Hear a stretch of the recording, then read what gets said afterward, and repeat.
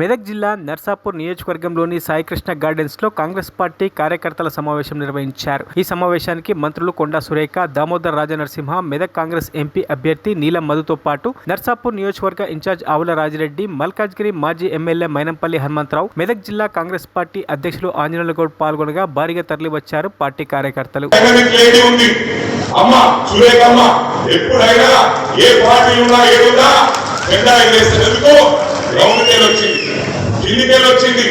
Round reality తెలుసు, ప్రజల కష్టాలు తెలుసు, వీళ్ళకేం తెలుసు, డబ్బులమయం ఇవాళ వచ్చి ఫంక్షన్ హాల్ ఫ్రీ ఇస్తాం, ఇది ఫ్రీ ఇస్తాం, ఎవరయ్యే జాగిరని అడుగుతా ఉన్నా.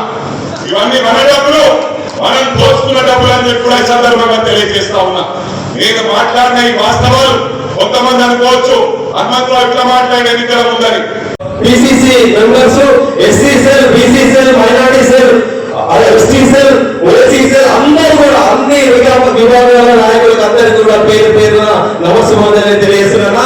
ముఖ్యంగా మీ అందరికన్నా కార్యకర్తలే మేమందరం మీ మనంతో మేము అక్కడ పాల్గొని పోయి ఈ మెదక్ జిల్లాలో ఎలాంటి సమస్యలు ఉన్నాయో నాకు అందరూ తెలుసు. ఎందుకంటే ఒక కింది స్థాయి నుంచి ఒక పేదింట్లో పుట్టి ఒక చిన్న నిరుపేద కుటుంబంలో పుట్టి ఈ రోజు అంచెలుగా ఒక వార్డు మెంబర్ గా, ఉప సర్పంచ్ గా అర్థమైంది ఏంటంటే ఎప్పుడు ఎలక్షన్స్ వస్తాయా, ఎప్పుడు మదర్ని గెలిపించుకున్నామా, ఎప్పుడు జూన్ 4 తారీఖు వస్తుందా, మరి ఎంపీగా మదన్న గెలుపు ఖాయమవుతుందా అని ఎదురు చూస్తున్నట్టుగా ఉంది. మరి ఉత్సాహం ఈ రోజు నుంచి కూడా ఎలక్షన్ల వరకు కూడా కొనసాగాలని ఈ సందర్భంగా నేను విజ్ఞప్తి చేస్తా ఉన్నాను.